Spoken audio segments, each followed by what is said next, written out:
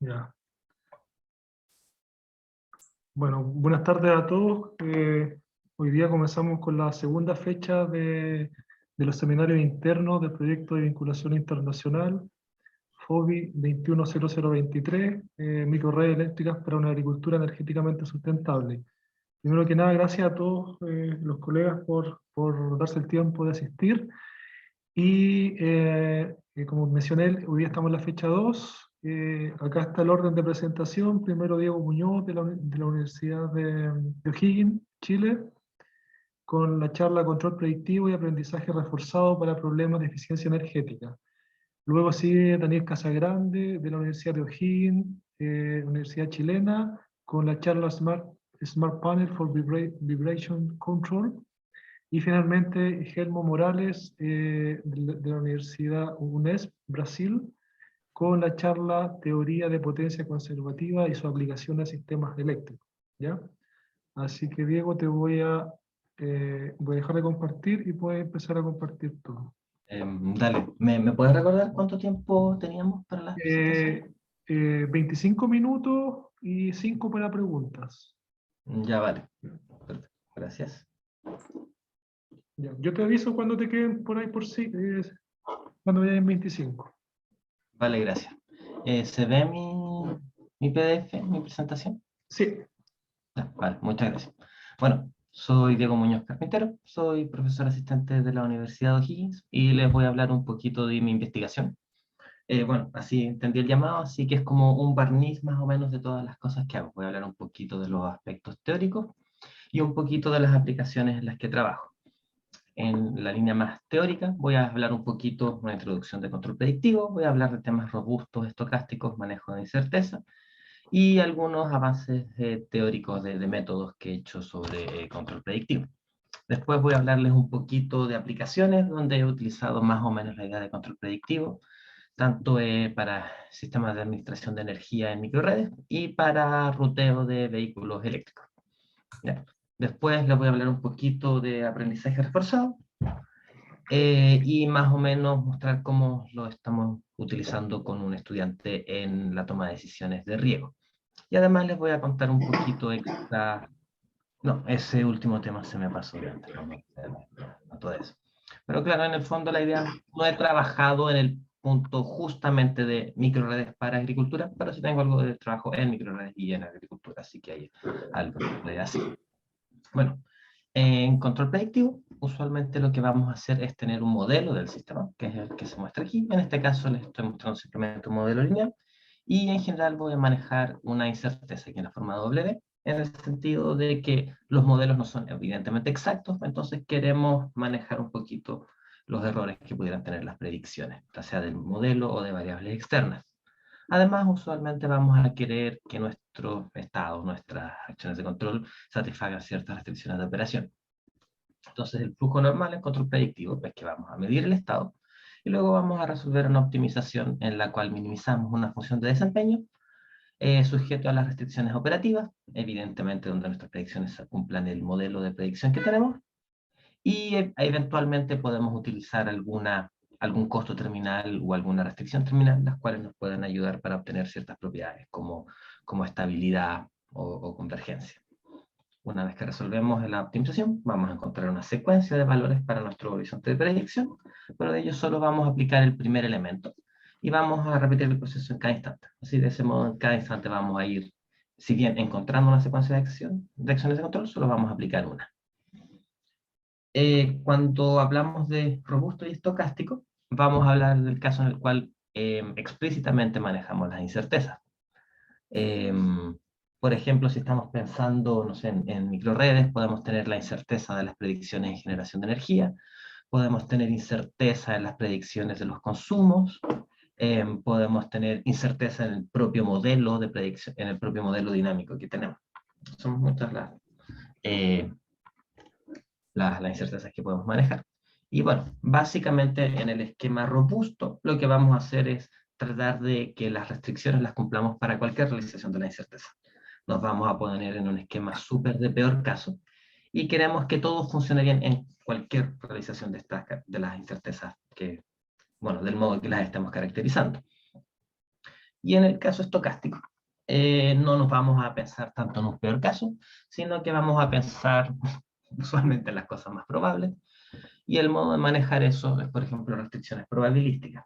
Nosotros queremos satisfacer las restricciones con una cierta probabilidad, al menos. Entonces, no sé, podemos pedir una cierta restricción que la cumplamos con un 90% de probabilidad. En ese sentido, como que la vamos a cumplir para el 90% de realización de las incertezas. Y en ese sentido, como que se separa un poquito de lo que es robusto, que es un peor caso. En el caso estocástico, como que podemos aceptar ciertas cosas que no, ciertas restricciones que no se cumplan del mismo modo. Entonces he trabajado harto en problemas de control predictivo robusto y estocástico.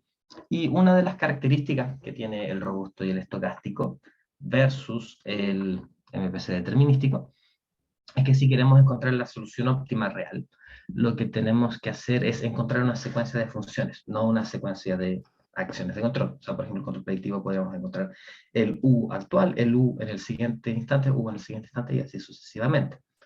Mientras, y eso es como si estuviéramos haciendo una optimización lazo abierto, porque estamos encontrando exactamente las acciones de control que aplicaríamos en el futuro. Pero control predictivo es un controlador en lazo cerrado.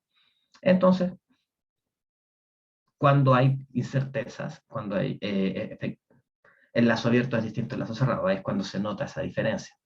Entonces, cuando hay incertezas, lo adecuado es incorporar esa característica de lazo cerrado en la optimización, por lo cual lo que vamos a hacer es optimizar sobre funciones del estado.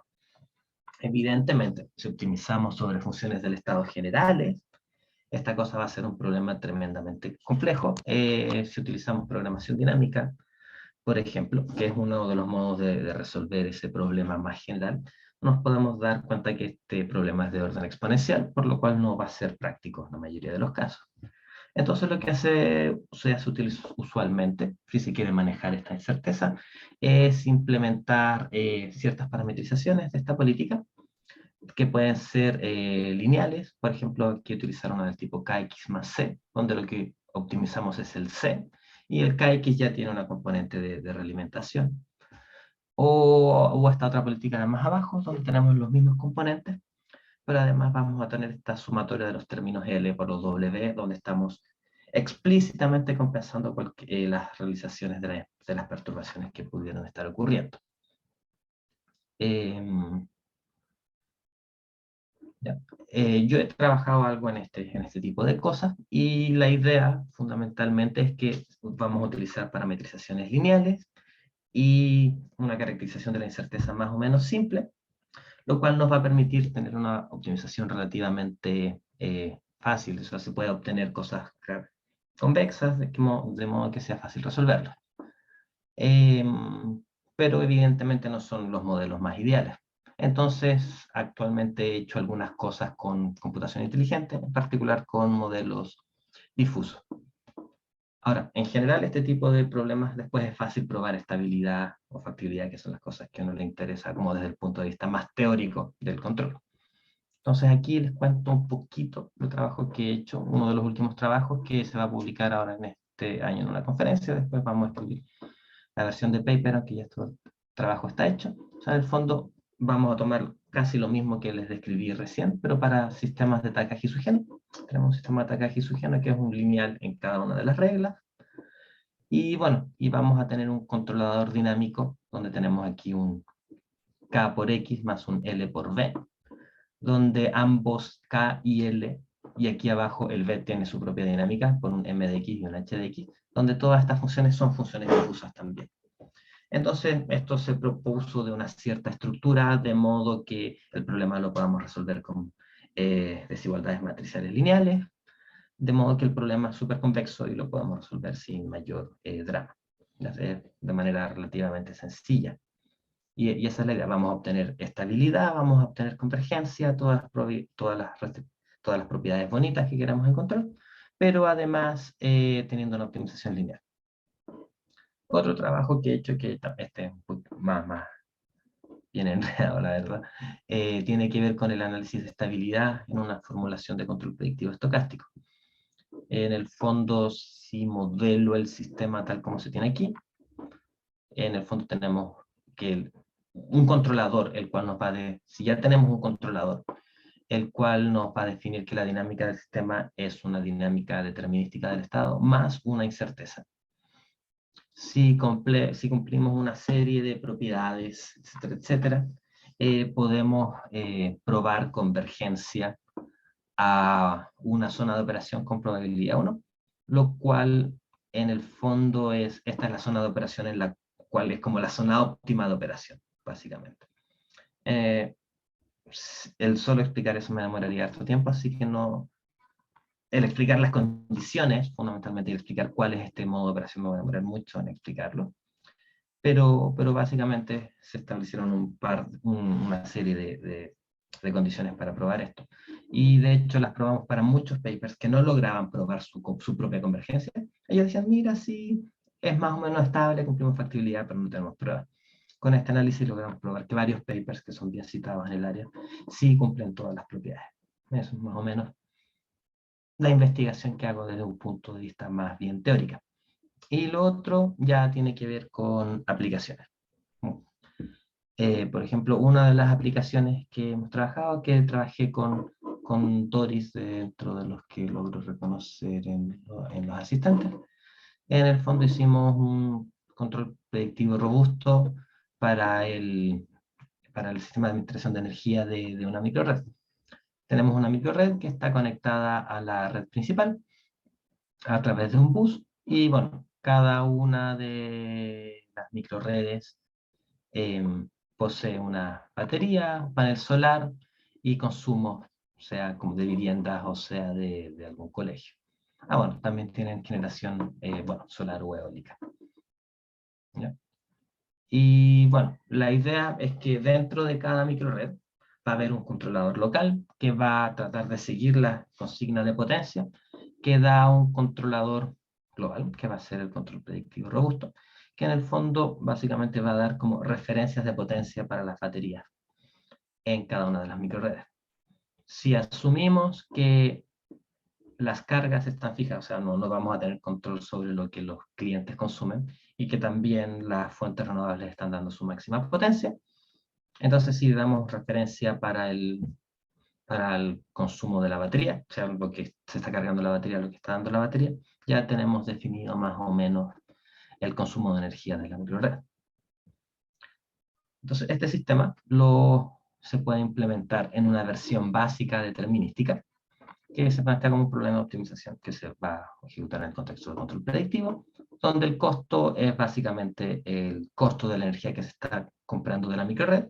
Entonces, el objetivo de control es que la microred se satisfaga su consumo a menor costo posible. No siempre va a poder satisfacer su costo con lo que se está generando dentro de la microred o con lo que se traiga desde otras microredes. Entonces, la idea es comprar desde la red cuando sea necesario, pero la idea es hacerlo al menor costo posible. Entonces, bueno, eso va como costo y va a estar sujeto a distintas restricciones como balances de energía, potencia máxima que puede dar o consumir la batería, potencia máxima que se puede consumir desde la red, a alguna ecuación dinámica de las baterías, que es donde está la dinámica del sistema, y bueno, restricciones sobre la dinámica de la batería. Esa es la formulación básica. Y bueno, después hicimos un manejo de incerteza. Bueno, esta versión básica ya existía cuando yo llegué a esto. En el fondo yo llegué más o menos a contribuir a la parte del manejo de incerteza. ¿Y dónde vamos a asumir la incerteza? Es que el balance entre los consumos y la generación en cada microred puede ser incierto. Evidentemente no sabemos lo que va a pasar. No sabemos a ciencia cierta lo que va a pasar en el futuro con el consumo y la generación, pero tenemos una cierta idea.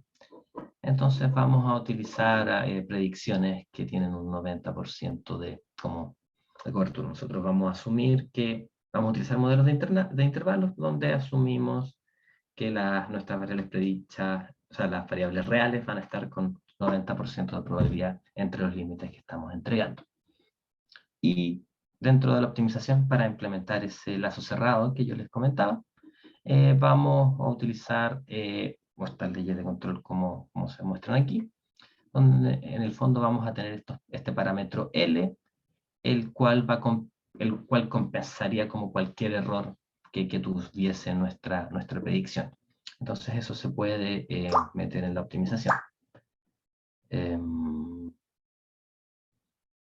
Bueno, no hablé mucho de eso antes, pero para imponer las restricciones cuando se utilizan este tipo de políticas, en el fondo, para poder mantener la convexidad de la optimización, para poder mantener la linealidad, lo que se hacen es esquemas de peor caso. Entonces, cuando se trabaja esta delta P-net, que sería como la incerteza que se maneja de ello, en la restricción la vamos a utilizar como el peor caso que se pudiera dar dentro de las restricciones. Y de ese modo, si trabajamos el peor caso, podemos garantizar que las restricciones se van a satisfacer para la descripción completa que estamos considerando. Y bueno, con eso tenemos un problema de optimización, que es el mismo costo, pero con ecuaciones robustificadas. Y bueno, se hizo, bueno, aquí estoy mostrando un ejemplo, en verdad, de una sola microred, que en el fondo aquí tenemos un perfil de consumo, un perfil de generación y un perfil de costos. Y en el fondo aquí comparamos los resultados al tener un sistema con administración de energía, sin administración de energía y con robusto.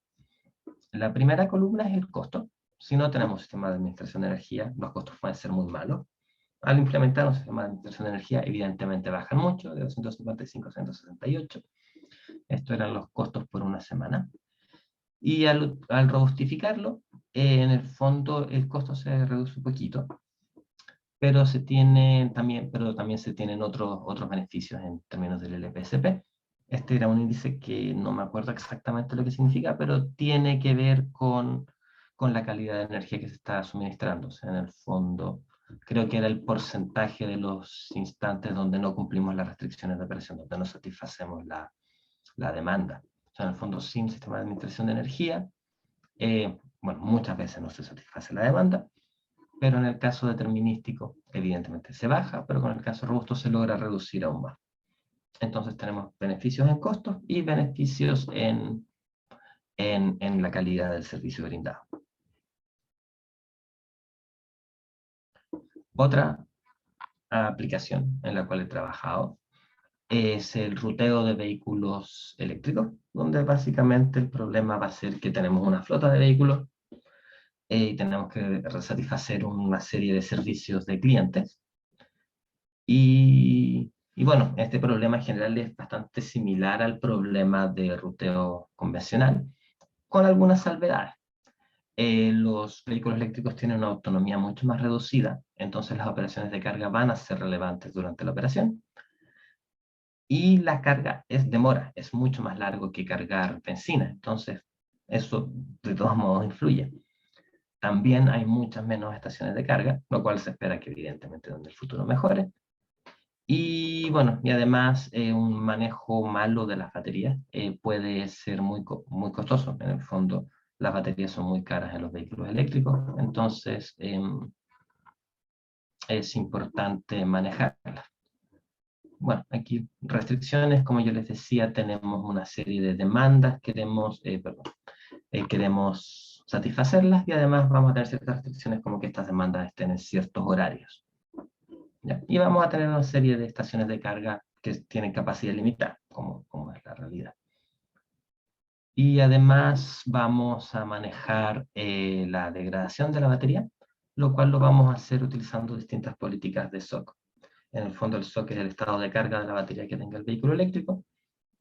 Y bueno, y se ha estudiado que al utilizar distintos límites para la batería, eso puede afectar su vida útil.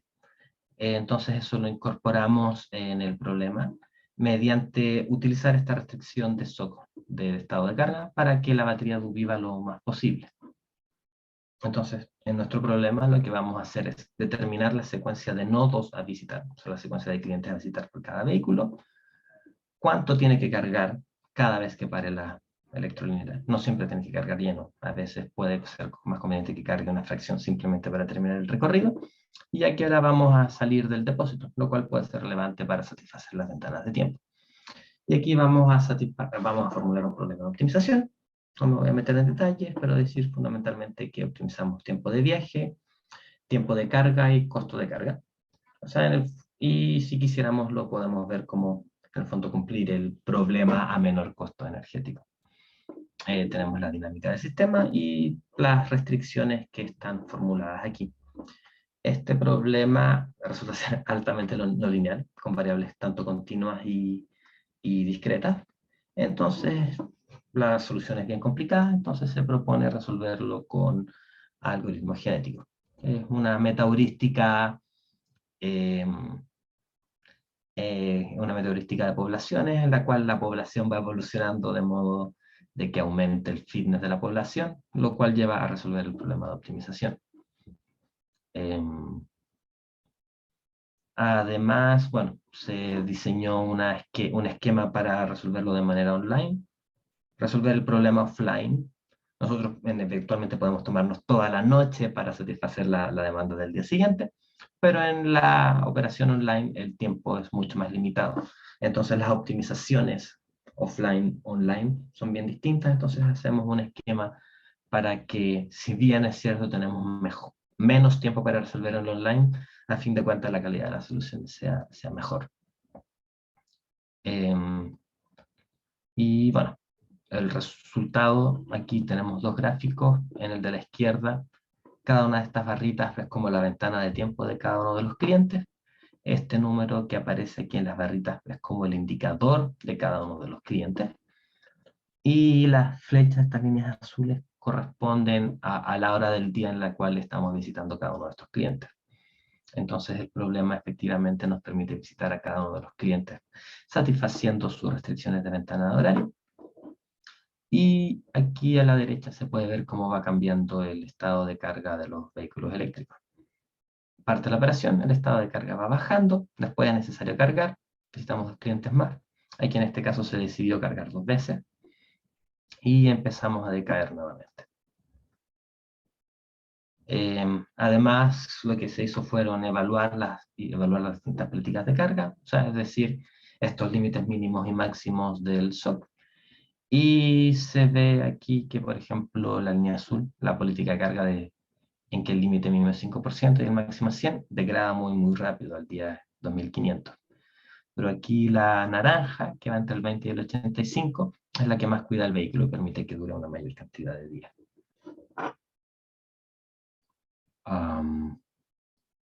Eso con respecto a esa aplicación. Ahora, para los últimos 3 minutos y medio, voy a hablar rápidamente de lo que es aprendizaje reforzado.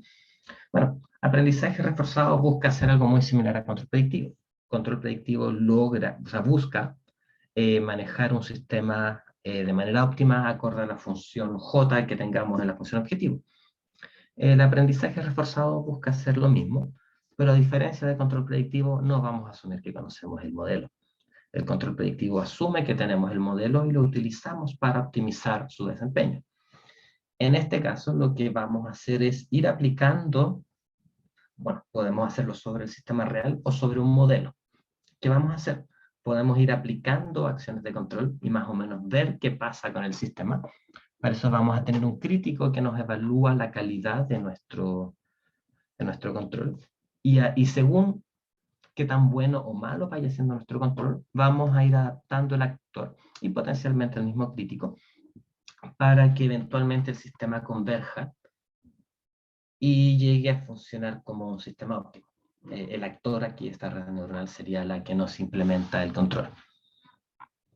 En el fondo esto lo implementamos con redes neuronales, entonces lo que estamos aprendiendo son los pesos de estas redes neuronales para resolver el problema de optimización como de la manera más óptima.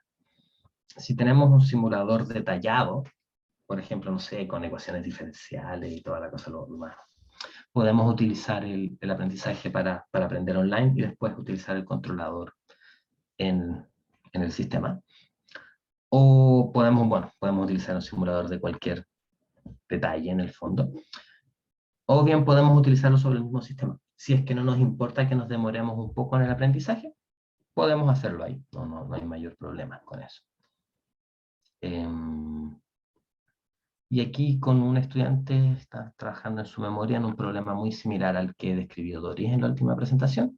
Es un sistema hidrogeológico donde tenemos un conjunto de pozos, los cuales alimentan a ciertos estanques, a unos estanques que es de cada uno de los agricultores, el cual va a tener cada uno de sus cultivos. Entonces lo que hicimos en este sistema fue implementar la dinámica del campo. Y la idea es que implementando la dinámica podemos aplicar el control predictivo para obtener una red neuronal la cual aprenda las decisiones de riesgo de manera lo más eficiente posible, que a fin de cuentas eso es lo que busca ¿cómo se llama? El aprendizaje reforzado.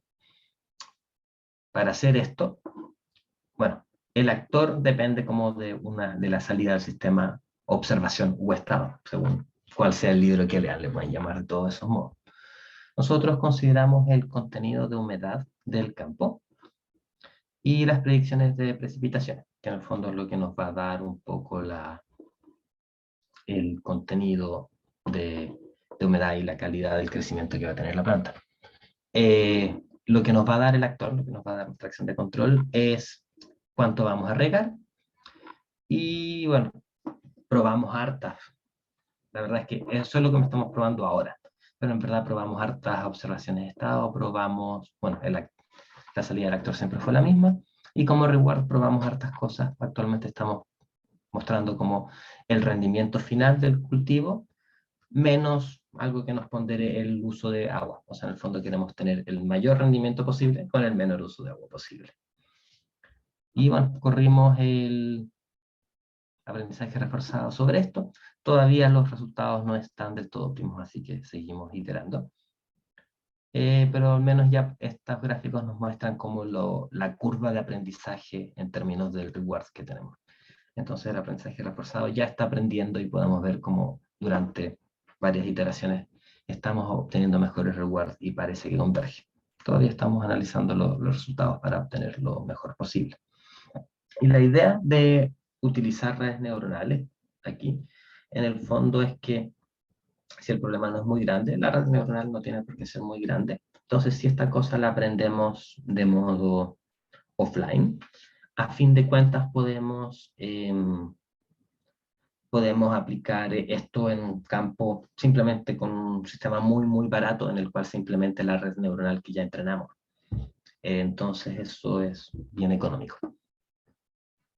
Y bueno, y como para cerrar un poquito, claro, les mostré un poco la teoría que yo hago, que es de control predictivo, y un poco las aplicaciones en las cuales he trabajado, que es sistema de administración de energía de microredes, vehículos eléctricos, que son bastante parecidos en el fondo, que es reducir costos sujetos a restricciones operacionales, y en ambos hay baterías, fundamentalmente. Y eso tiene mucho que ver con el tema de las microredes, a fin de cuentas. Y bueno, el otro, aprendizaje reforzado para riego. El aprendizaje reforzado lo esperamos utilizar para varias cosas más. La idea de utilizar aprendizaje reforzado, y ya con esto termino, es que en control predictivo usualmente necesitamos un modelo lo suficientemente detallado que caracterice el sistema, pero además necesitamos que ese modelo no sea muy complejo, de modo que la optimización que tengamos que resolver no sea muy compleja y la podamos resolver en el tiempo que tenemos disponible.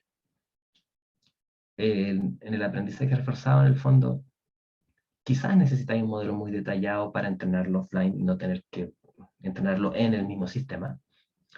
Pero a fin de cuentas no se tiene ese compromiso porque el entrenamiento se puede hacer todo offline y puede demorarse todo lo que se quiera.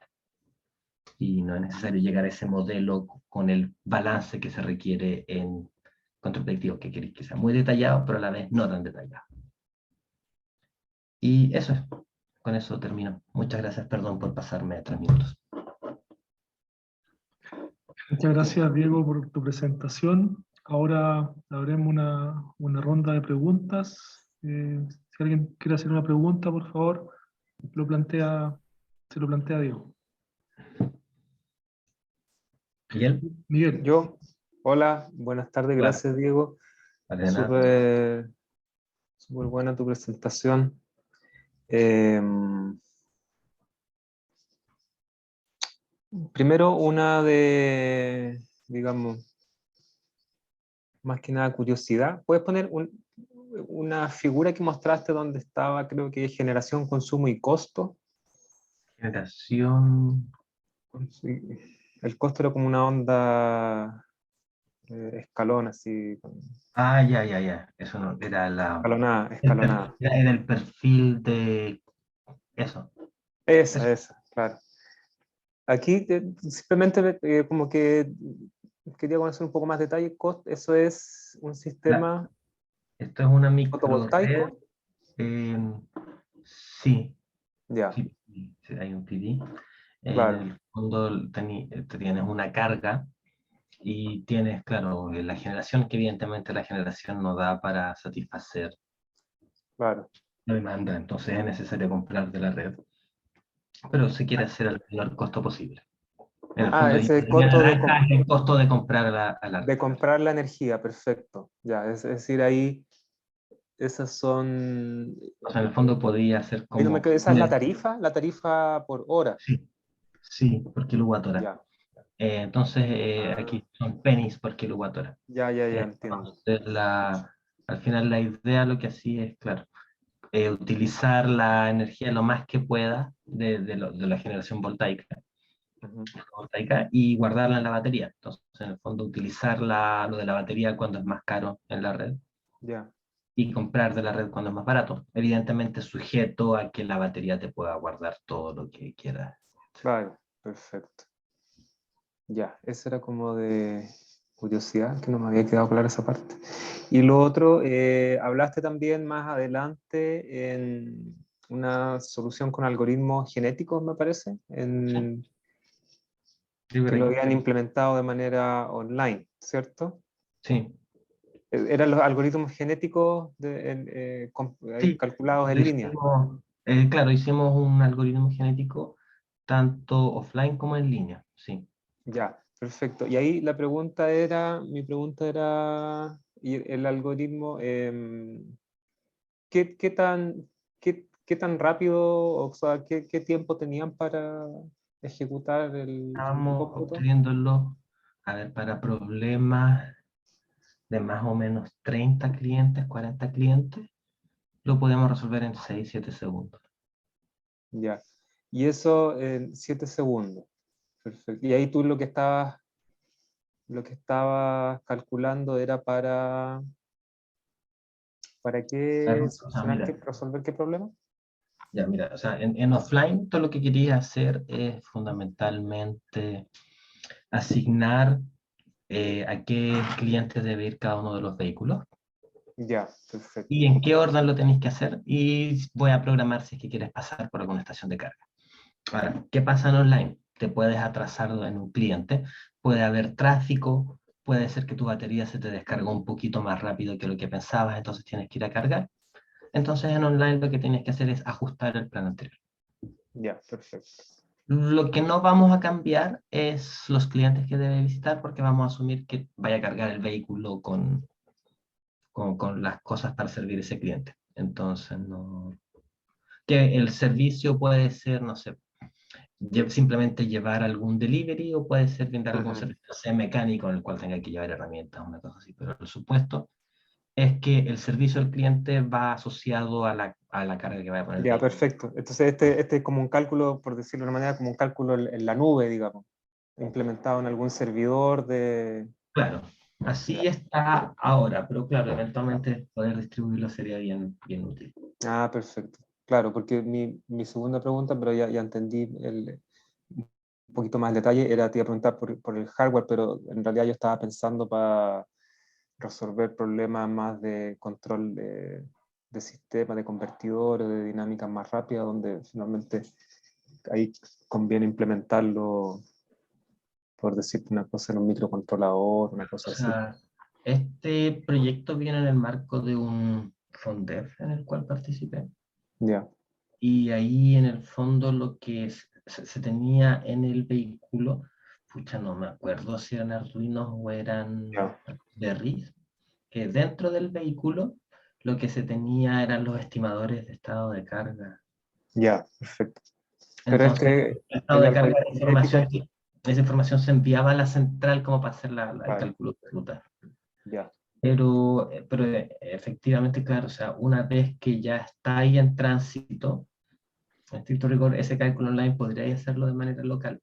Nosotros seguimos haciéndolo de manera central porque las electrolineras las estábamos asumiendo que estaban coordinadas. Entonces, entre los Claro. vehículos de la misma flota ya te podías hacer choque en la electrolinera. Entonces, Mm. para que no se chocaran en los horarios, se mantuvo centralizado. Por eso no sería tampoco muy difícil de manejar de manera distribuida. Entonces, en teoría podría hacerse. Mm. Ya, súper, gracias. Claro, de nada. ¿Más preguntas?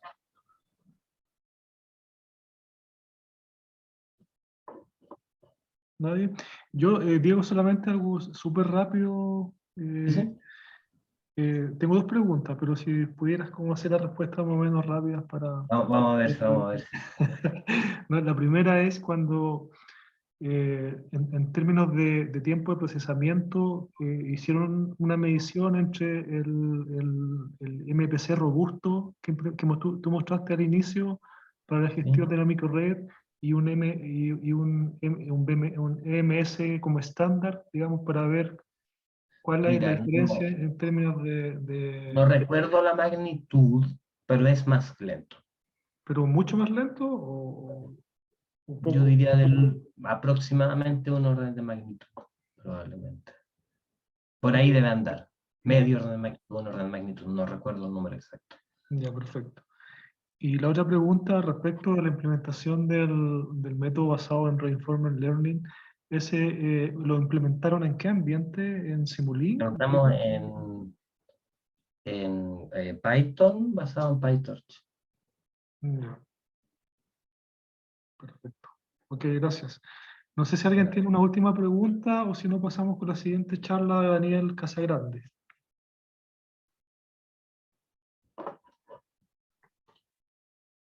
Ya. Daniel, por favor. Bien.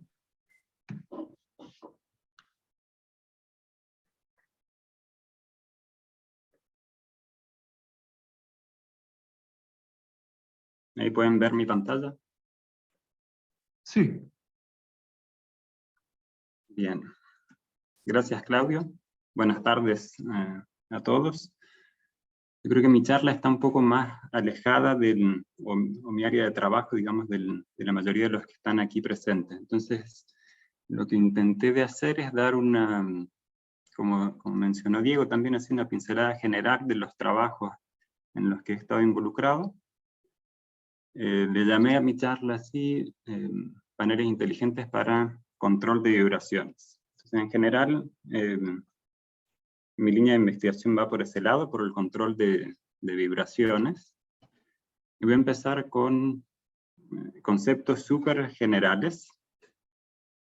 Aquí cuando uno trabaja con vibraciones hay dos grandes, digamos, hay muchos tipos de clasificaciones, pero teniendo en cuenta, digamos, algo así bien general, dos grandes clasificaciones son si el sistema usa energía o no. Entonces, si el sistema usa energía, se suelen llamar sistemas de control activos, y si no usa energía, son sistemas pasivos. Y respecto, quería mencionarles también de aplicaciones. Todo lo que es control de vibraciones está muy relacionado también a lo que es control de sonido.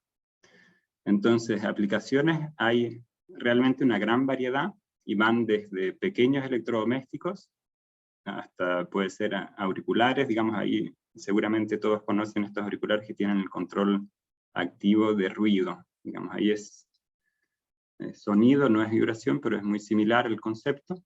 Pero hay, por ejemplo, lavadoras que tienen sistemas activos y sistemas pasivos de control de vibraciones.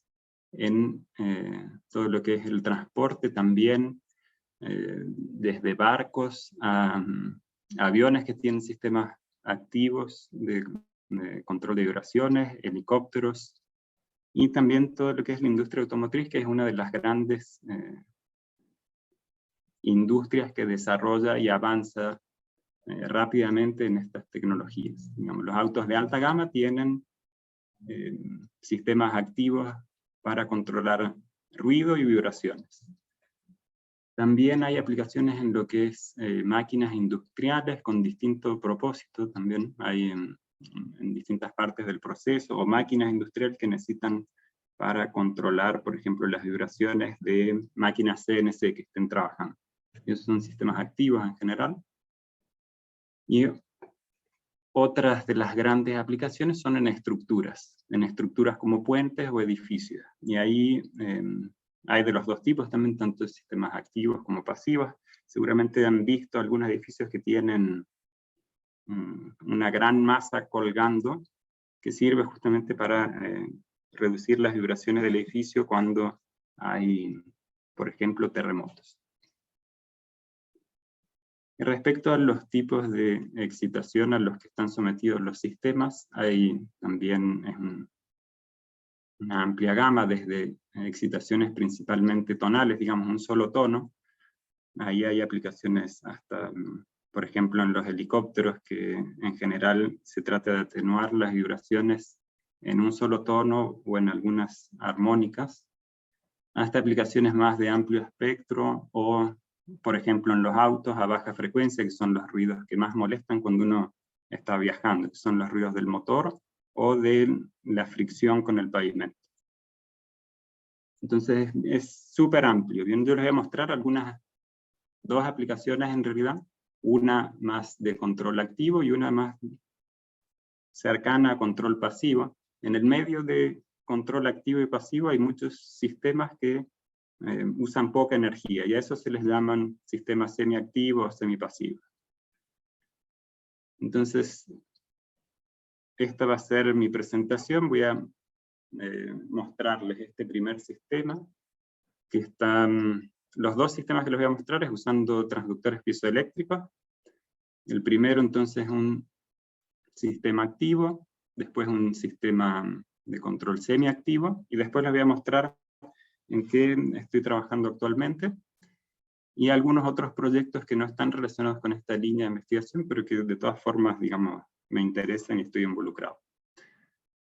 Me pueden parar en cualquier momento si tienen cualquier pregunta, no es problema. Entonces, para empezar con cosas bien generales, que yo creo que la mayoría ya lo debe conocer, pero por las dudas, como van a hacer con estos sistemas que les muestro, es con transductores piezoeléctricos. ¿En qué se basa el efecto piezoeléctrico? Es un efecto reversible que está presente en algunos materiales, a los que si uno los somete a un esfuerzo mecánico, se puede medir una variación, digamos, producen carga y se puede medir una variación de tensión entre sus terminales.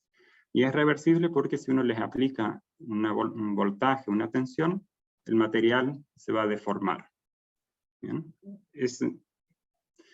Esos son los tipos de materiales con los que están construidos estos sensores o transductores piezoeléctricos. Se pueden construir en una gran variedad de formas y de dimensiones. Los materiales como más comunes son PZT y otro que es un polímero que es PVDF, que son relativamente baratos estos tipos de transductores. Hay otro que es más innovador, que ese sí es más caro, que son, se le llama MFC, son las siglas.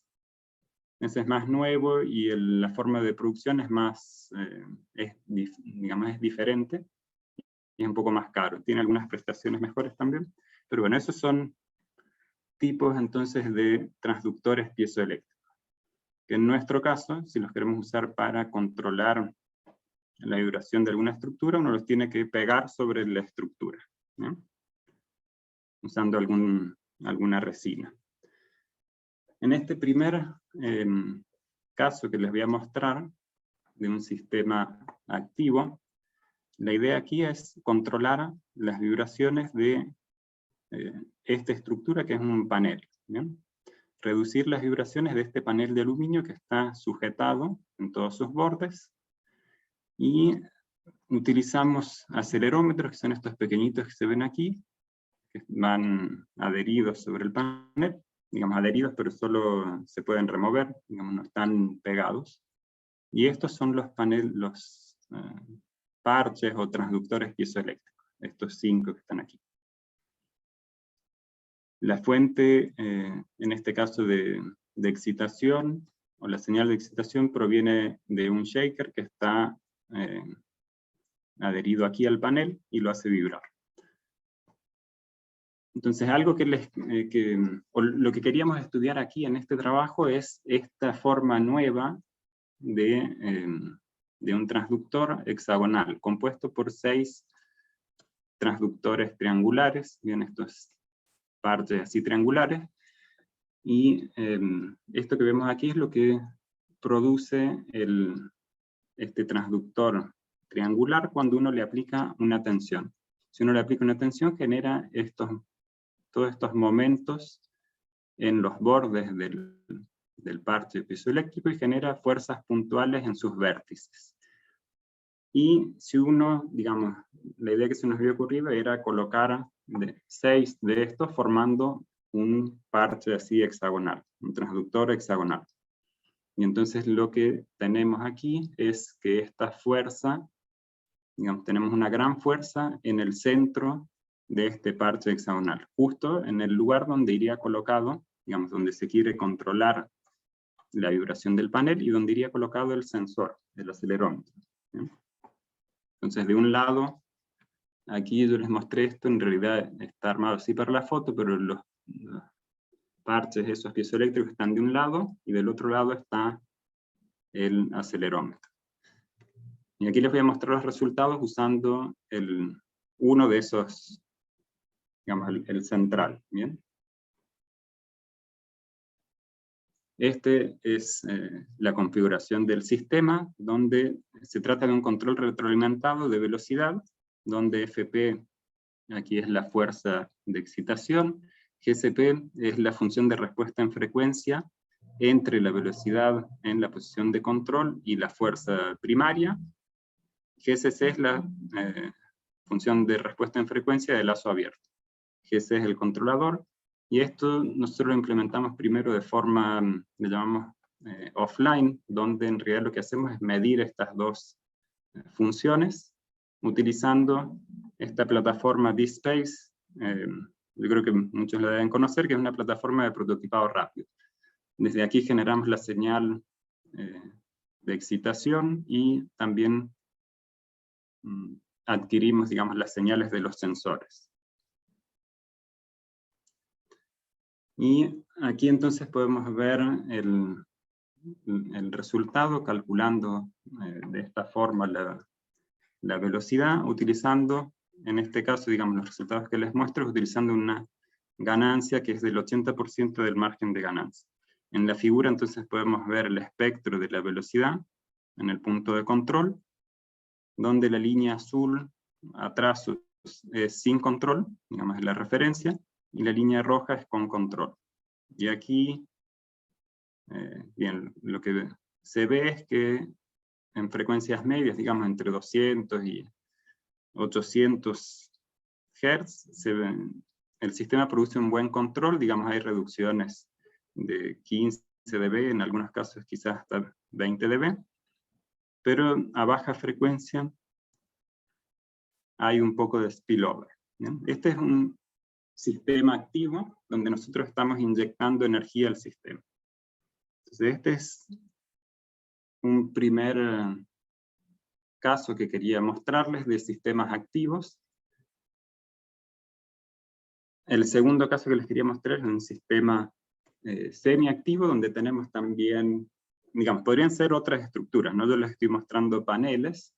Aquí también tenemos un panel que está vibrando, digamos, hay una fuente de excitación que lo hace vibrar, y nosotros nos interesa observar o controlar la energía cinética del panel en una determinada frecuencia. Puede ser en una frecuencia determinada, puede ser en un rango de frecuencias. Lo que nosotros podemos observar es que si le adherimos entonces un parche de piezoeléctrico, vamos a tener se puede medir una diferencia de tensión en los terminales del transductor. Y si colocamos un shunt shunt eléctrico. Usualmente estos shunts son circuitos RL o RC. Si está bien sintonizado este shunt, ¿y qué quiere decir que esté bien sintonizado? Si la frecuencia natural de este shunt coincide con la frecuencia natural o la frecuencia que queremos controlar la respuesta de la estructura, entonces podemos ver una reducción en la energía cinética. Eso es básicamente lo que hace este sistema. Nosotros estudiamos un sistema también con un panel de aluminio simplemente apoyado, similar a lo que veíamos en las fotos. Un panel de 1 milímetro de espesor que tiene 2 transductores piezoeléctricos, digamos, de forma de hacer un sistema simétrico, y esos transductores están conectados a un shunt. Entonces, esto es lo que tenemos, donde esto que tenemos aquí es la capacitancia interna de los parches piezoeléctricos, y esto está conectado, digamos, hasta aquí serían los parches piezoeléctricos, y esto que tenemos aquí es el shunt. En este caso tenemos un shunt RL. Consideramos una excitación que es una señal de ruido blanco, y nos interesa observar la densidad espectral la densidad espectral de potencia de la energía cinética. Este sistema lo podemos modelar con 3 ecuaciones: la ecuación de movimiento de la estructura, donde tenemos la masa de la estructura, digamos, del panel, más la masa de los parches piezoeléctricos. Q es la posición, Q punto la velocidad, y el doble punto es la aceleración. C es el amortiguamiento de la estructura, y K es la rigidez, tanto de la estructura como de los transductores piezoeléctricos. Aquí θ es el coeficiente de transducción, también de los transductores. B es el voltaje de los transductores, y aquí tenemos la fuerza primaria. La segunda ecuación es la ecuación del transductor. Aquí lo único nuevo que tenemos es la capacitancia interna, y este Q, que es la carga generada por los parches piezoeléctricos. Y la última ecuación es la ecuación del shunt. Bien, tenemos un shunt RL. Entonces esas son las 3 ecuaciones que modelan este sistema. Ahora nosotros, bueno, algo que no les mencioné hasta aquí es que uno puede analizar este tipo de problemas realizando un análisis modal. Entonces, lo que uno presupone es que las estructuras tienen modos de vibración, modos distintos de vibración que se asocian cada uno a frecuencias naturales distintas. ¿Bien? Lo vamos a ver un poquito más adelante en una respuesta en frecuencia. Y estas ecuaciones entonces son ecuaciones con matrices y ecuaciones con vectores, ¿bien? Donde cada una de esas ecuaciones corresponde a un modo de vibración de la estructura. Nosotros lo que queríamos aquí era llegar a una ecuación para encontrar los valores óptimos de la inductancia y de la resistencia. Entonces, a este sistema lo que hicimos es considerar un sistema simplificado solo con el primer modo de vibración, y esto que tenemos aquí es el modelo de parámetros concentrados, donde esta parte que tenemos aquí a la izquierda es la estructura, donde está esto corresponde a la rigidez, el amortiguamiento de la estructura, la masa. Cuando digo la estructura me refiero al panel, y esta parte es el transductor piezoeléctrico. Estos son los coeficientes de transducción, la capacitancia interna del piezoeléctrico, y esto que está aquí es el shunt. ¿Bien? Entonces, este sistema, si nosotros lo simplificamos, nos queda esta ecuación, es una sola ecuación, que relaciona todos estos parámetros. Y aquí lo que hicimos, les comentaba entonces que nosotros queríamos encontrar los valores óptimos para la inductancia y la resistencia que redujeran la energía cinética del sistema. Entonces lo que nos interesa es minimizar esta energía cinética, considerando solo el primer modo de vibración, y no estamos considerando, digamos, despreciamos de esta ecuación el amortiguamiento estructural. Entonces nos queda esta Y11 que está aquí, que es básicamente la velocidad del considerando solo el primer modo de vibración, y nos queda esto que está aquí. Podemos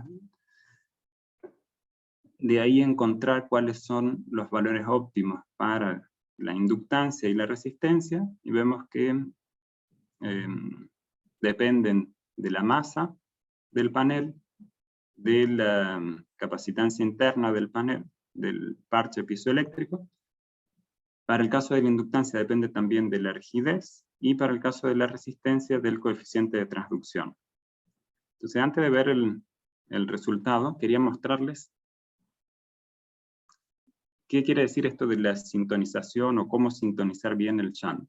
Entonces, aquí en esta figura lo que podemos ver es el espectro de la energía cinética para una estructura que, digamos, bien simple, solo estamos considerando que tiene un modo de vibración. ¿Bien? Es una estructura de un grado de libertad. Si a esa estructura nosotros le colocamos un shunt inductivo, solo inductivo, lo que sucede es que de la curva original que teníamos aquí, teníamos solo un pic de resonancia a la frecuencia natural del sistema. Eso se divide en dos. Vamos a tener ahora dos frecuencias naturales, y aquí no hemos ganado nada, ¿bien? La amplitud de las vibraciones es la misma, y ahora tenemos dos en vez de una.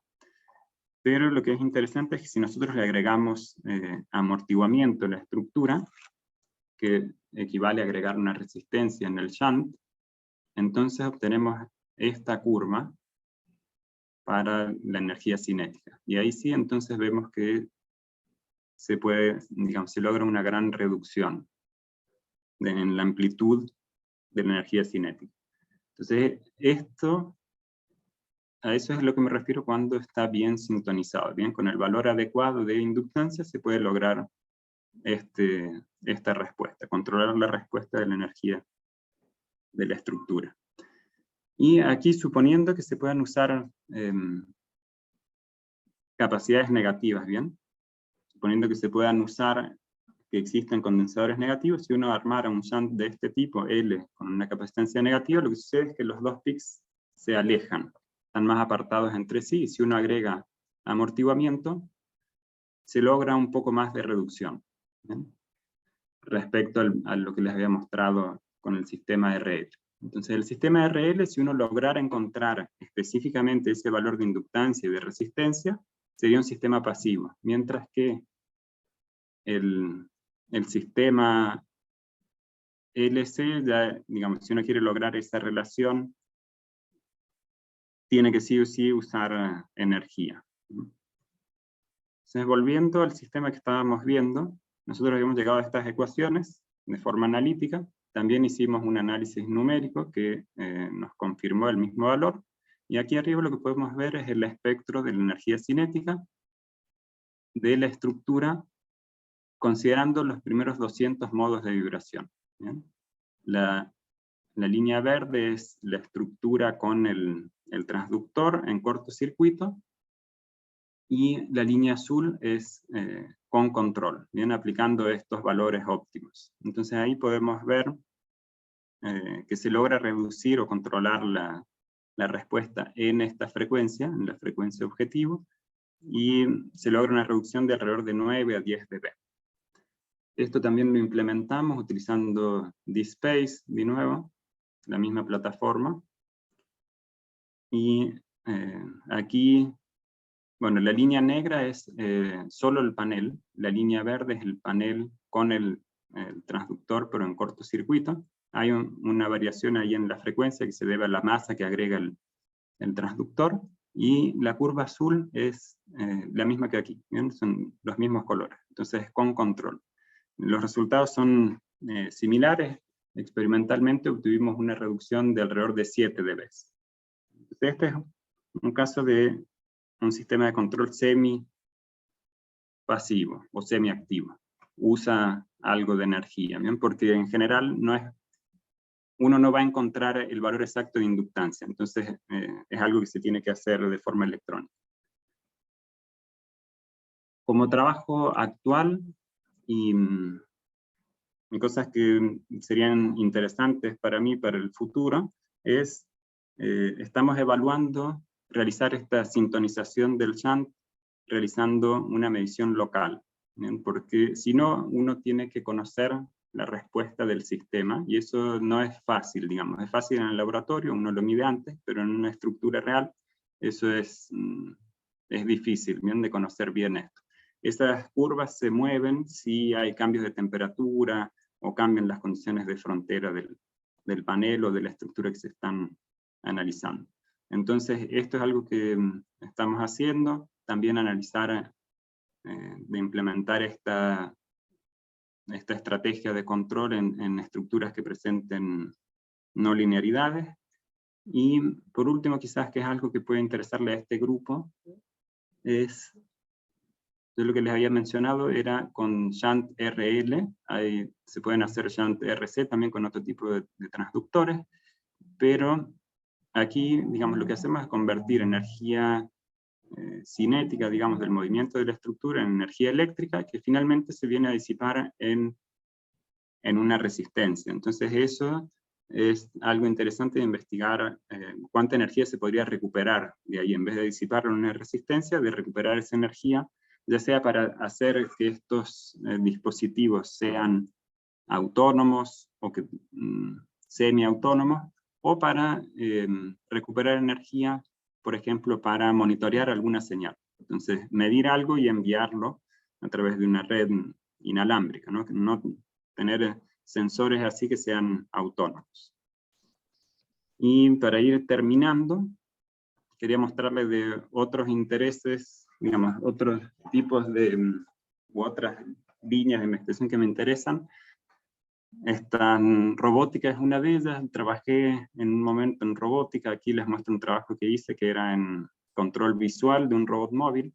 Aquí el robot se controla, digamos, el robot visual quiere decir que se controla a partir de lo que se ve en una cámara, ¿bien? Entonces aquí, este es el robot que está yendo hacia un objetivo artificial, que son estos 4 círculos rojos, y esto es lo que ve el robot. Entonces se procesan las imágenes para seguir. Tiene una imagen final, que es la imagen objetivo, y el robot se va moviendo. Aquí también está usando sensores ultrasónicos para no chocar, digamos, para evadir el obstáculo. Entonces, la robótica es un tema que también me interesa. Me interesa el diseño de sistemas mecatrónicos. Esto es una plataforma, es relativamente nueva, que la utilizan o la desarrollaron para realizar fenotipado de plantas de maíz. Entonces lo que hace esta plataforma es capturar cientos de imágenes de las raíces, luego se genera un modelo 3D, y a partir de ese modelo 3D de las raíces se pueden realizar mediciones de la estructura geométrica de esa planta, de las raíces. Eso bueno, lo estamos trabajando en conjunto. Este sí es un proyecto que tenemos en curso con un colega de agronomía, y aquí queremos replicar, digamos, bastante similar a esta estructura que ya está en funcionamiento, solo que en nuestro caso son otro tipo de raíces, y entonces necesitamos que la raíz esté vertical. Ahí hay varios estudiantes han estado trabajando, 2 memoristas ahora. Este que está aquí es un primer prototipo con una sola cámara, con Raspberry, digamos, bien de bajo costo, y con poca cantidad de imágenes.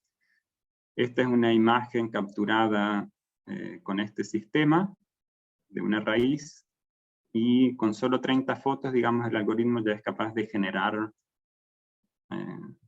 si bien es un modelo bien simple, se nota que sigue la estructura de la raíz. Entonces, este proyecto está ahora en ejecución, tenemos que empezar a construir ya la plataforma o el prototipo más definitivo. Esta que está aquí tiene 10 cámaras, nosotros la estamos construyendo con 8 cámaras, pero es un poco distinto por esto que les mencionaba, necesitamos que las raíces estén en posición vertical. También me interesan otro tipo de proyectos. Estoy involucrado también en otra investigación que es respecto del impacto de articular cursos de ingeniería de distintos años y ver cómo eso afecta en el rendimiento de los estudiantes. Esto lo implementamos en la carrera de Ingeniería Civil Mecánica. Y lo último que les quería comentar era esta parte que me gusta o me interesa también, lo que tiene que ver con innovación y con proyectos que tengan impacto social o medioambiental. Y en ese sentido, presentamos o comenzamos con esta iniciativa también, que es la Fábrica Digital O'Higgins, que es un proyecto, es un laboratorio de fabricación digital que es abierto a la comunidad. Y es un lugar donde se puede aprender sobre nuevas tecnologías y hacer prototipos a través de la fabricación digital. O sea, ahí también hay varias iniciativas interesantes en las que participo, pero digamos, ya creo que ya me pasé del tiempo, así que me disculpo y quedo abierto a consultas. Muchas gracias, Daniel, por tu presentación. Preguntas. Roberto. Hola, hola, ¿qué tal? Daniel, gracias por la presentación. Una pregunta muy simple. Hola, Roberto. En la red, en el sistema semipasivo o semiactivo, ¿por qué se usa una red RL o RC y no simplemente una resistencia? Y dado que me imagino yo que lo que se busca en el amortiguamiento de un sistema es disipar la energía, y el elemento disipativo ahí es efectivamente la resistencia. ¿Qué función viene a cumplir el otro elemento? ¿Cierto? Que puede ser un inductor o un capacitor, según lo que comentaste. Fíjate, justo quizás esta gráfica sirve para explicar eso también. Digamos, si tú tienes primero que sintonizar adecuadamente, en este caso, la inductancia. Esto está en el plano ahí, pero básicamente eso es como un valle que se genera, ¿bien? Y es bien estrecho. Fíjate que solo para ciertos valores de inductancia, ahí es donde está el valle.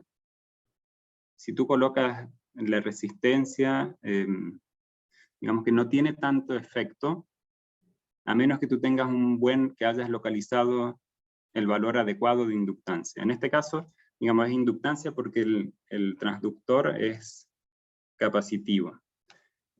Los dos grandes tipos de transductores que se usan en este caso son o estos piezoeléctricos o electromagnéticos.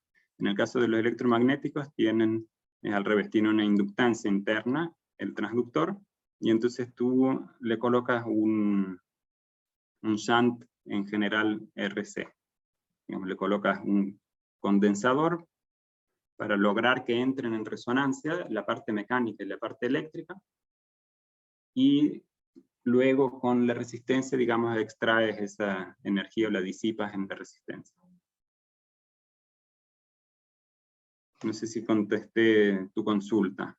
Sí, pero si le pusieras solo la resistencia, en el fondo no, ¿qué ocurriría acá? No habría amortiguamiento. No, casi nada. Es muy bajo comparado con esto. Digamos, ¿Y el transductor internamente tiene alguna capacitancia entonces?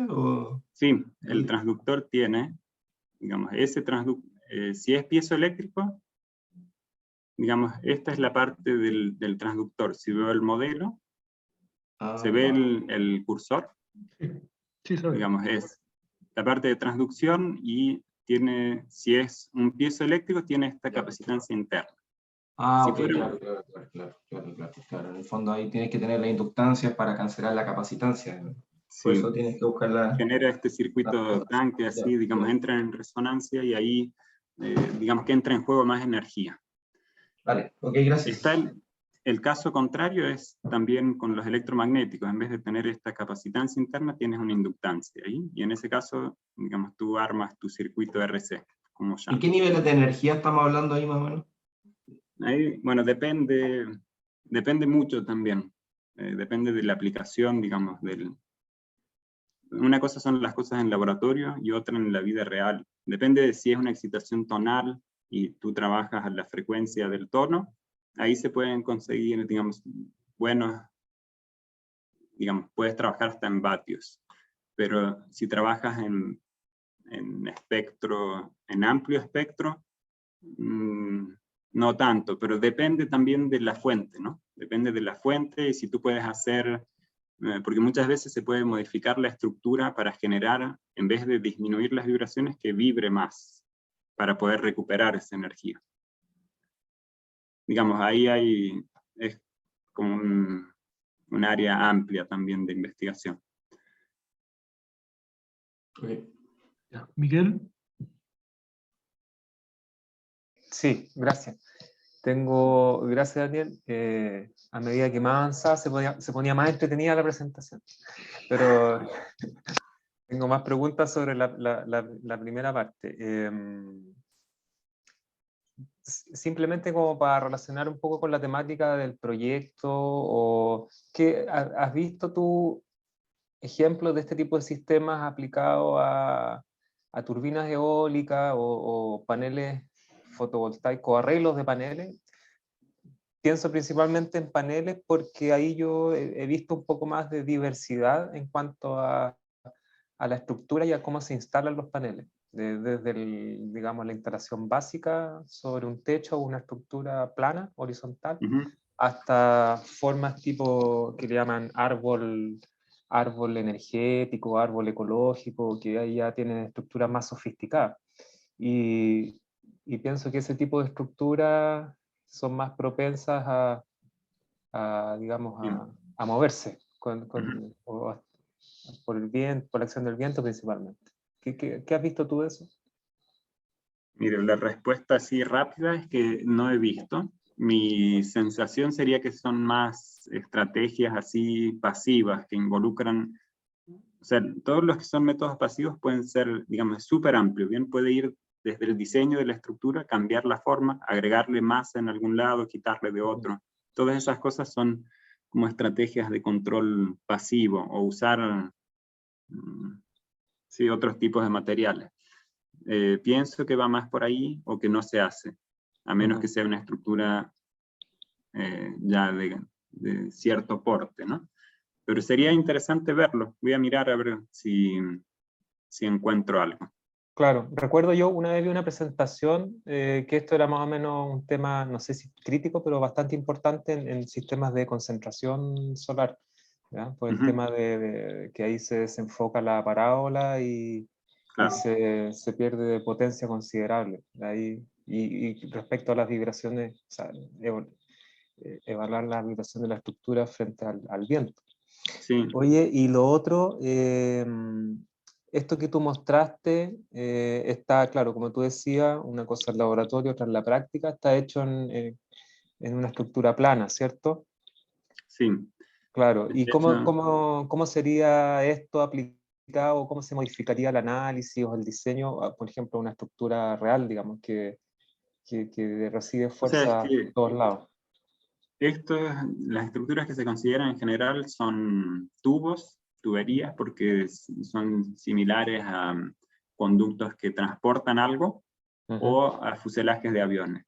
Son paneles porque son los paneles de vehículos, de barcos, digamos, por ejemplo, no sé, en barcos se usa también para el control, porque para aislar, digamos, todo lo que es la parte de motor y de máquinas de las cabinas donde duermen las personas, ¿no? Entonces ahí los paneles, en realidad los paneles se usan para un montón de estructuras, también para máquinas industriales, y lo otro que se usa mucho son, en vez de paneles, como cosas, planchas así, más alargadas. Depende, digamos, porque estos se pueden adaptar a condiciones reales. Yo me refería más a lo que les decía del laboratorio, era la parte de la sintonización, porque para hacer esto que les cuento, yo necesito conocer esta curva. Si yo no conozco esta curva, no sé sintonizar el sistema. Ah, perfecto. Y esa curva depende, si tú mides una estructura a la mañana y lo mides a la tarde, te va a dar distinto la curva.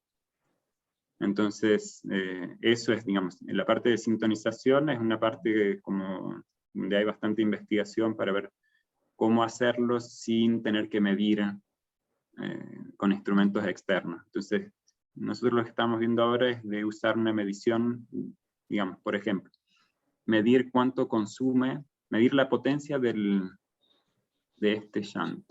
Y cuando aumente su potencia, quiere decir que estamos yendo en buen camino, digamos, que se está sintonizando bien. Y que quede sintonizado siempre donde tenga el mayor consumo. Y ahí, eso es algo que no es difícil de hacer, digamos, en campo, donde lo puede medir el propio sistema. Claro. Como una especie digamos, de sistema autosintonizable. Claro, exacto. Claro. Es súper interesante. Gracias, Daniel. Gracias, Daniel. Ahora vendría Helmut con la última presentación de este seminario. Bien. Muchas gracias. Gracias, Daniel, por tu presentación. Bueno, mientras ¿No? Helmut se prepara, solamente recordar que le envié un doodle para que ponga sus disponibilidades para que definamos la fecha y el día de los últimos 2 seminarios internos que nos quedan, ¿ya? Así que en el intertanto pueden poner ahí sus disponibilidades para que sepamos bien las fechas que nos quedan.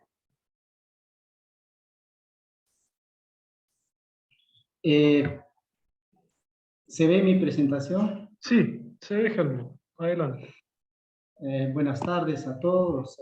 También hay agradecer, ¿no?, la oportunidad ahí a Claudio para poder compartir un poco en las experiencias entre las universidades envolvidas en el proyecto.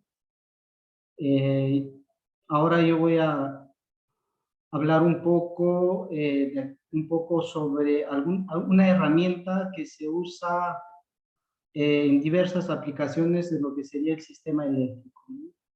Básicamente yo voy a abordar un poco más del nivel, de un nivel bajo, de una microred, de aquello que Claudio presentó, ¿no?, del nivel terciario, secundario, primario. Yo voy a hablar más de cómo nosotros podemos generar las referencias para poder realizar la compensación de disturbios de la calidad de potencia. Y esto viene pues a raíz de una serie de motivaciones que a lo largo de mi presentación las voy a pasar. Entonces, aquí, esto es un poco de dónde soy. Yo hice la graduación, sí, el pregrado la hice en Arequipa, en Perú. Después me vine, en 2004 me vine acá al Brasil a hacer la maestría, el doctorado, y bueno, desde el 2004 estoy por acá. Y con algunas pequeñas, unas pequeñas visitas en diferentes universidades, en donde conocí a Claudio. Tuve la oportunidad de conocer en el 2014 a Claudio en Nottingham, y desde allá, de alguna u otra forma, venimos trabajando juntos en algunos papers y proyectos, y ahí comenzó toda esta aventura, y por eso creo que también estoy haciendo parte del proyecto que está en pie ahora. Les voy a hablar un poco aquí, no sé, voy a hacer brevemente aquí, hablarles un poco del estado de São Paulo, del Brasil. ¿Ya? São Paulo está ubicado más o menos en esta región de aquí. En el Brasil, São Paulo es el primero en cantidad de población y el primero en su economía. De los 211 millones de habitantes que tiene el Brasil, 45 millones son del estado de São Paulo. Entonces es el estado con mayor población. Dentro del estado de São Paulo, acá en el Brasil hay dos modalidades de universidades. Hay unas universidades que el gobierno de estado los administra, o sea, vienen los recursos para la universidad, y las otras universidades son las universidades federales que dicen que viene el recurso del gobierno federal. Y la UNES sería una de las 3 universidades del estado de San Pablo, junto con la USP y con la Unicampi, que es administrado por el gobierno del estado de San Pablo. La UNES, su configuración es diferente a las universidades tradicionales. La UNES está presente en 24 ciudades del estado de San Paulo. La rectoría queda en San Paulo y hay varios campus a lo largo del estado de San Paulo. Uno de ellos es Sorocaba, que se ha fundado en el 2003 como un campus experimental. O sea, de una forma más simple, hasta el 2014, nosotros hemos sido como una experiencia para la universidad, para ver si realmente se iba a implementar este campus. Y en el 2014, pues, ya se ha implementado en sí el campus, o sea, ya hace parte, tiene derecho a voto en la asamblea universitaria, en el rectorado. Y a partir de ahí se llama Instituto de Ciencia y Tecnología de Sorocaba. Aquí algunos números de la ciudad de Sorocaba. Tiene 700,000 habitantes, ¿ya? Y esto sería el instituto hoy en día. Tenemos 2 cursos de pregrado, Ingeniería de Control y Automatización, Ingeniería Ambiental. En lo que es el posgrado, tenemos 4 programas de posgrado, uno de ellos Ingeniería Eléctrica, y del cual yo hago parte. Hay otros 3 programas asociados a la parte de ambiental y civil. Dentro de los programas que tenemos en el pregrado hay unos estudios especiales, un certificado de estudios especiales para los alumnos del pregrado, principalmente para aquellos que hacen cursos de posgrado. Está en 4º año de la universidad, escoge uno o 2 o 3 cursos del posgrado y se les entrega un certificado de estudios especiales, por ejemplo, certificado en especialista en sistemas de potencia, en automatización, y ahí los cursos tradicionales del posgrado, que son las maestrías y doctorados. Y recientemente hemos entrado a esto de acá, que está vinculado a la industria. Esto ha salido a raíz de la crisis económica que hemos tenido acá en Brasil. Hasta el 2016, el número de becas para las maestrías y el doctorados eran bastante razonables. Y a partir de allá hubo una cierta crisis económica en donde se ha restringido mucho. ¿Y qué es lo que ha hecho la universidad? Ha empezado a buscar cooperación con la industria, y la industria financia los estudios del posgrado del alumno de la maestría. Y eso es un acuerdo entre el CNPq aquí, el CNPq, que sería la agencia que regula el sistema de posgrado acá en Brasil. Este sistema es el que de repente es el más interesante en términos del depósito de patentes, porque aquí siempre hay un proyecto, una necesidad de la industria en donde hay que resolver problemas. Acá el objetivo no es mucho la publicación de los papers como tradicionalmente es en los cursos de... Y dentro del instituto yo hago parte de este grupo denominado GASI, que es un grupo conformado por profesores de la Ingeniería de Control, Automatización e Ingeniería Ambiental. Somos 14 profesores actualmente, tenemos 4 postdocs, 20 estudiantes del doctorado, 30 de la maestría y 40 del pregrado. Aquí los 14 profesores, actualmente yo coordino el grupo,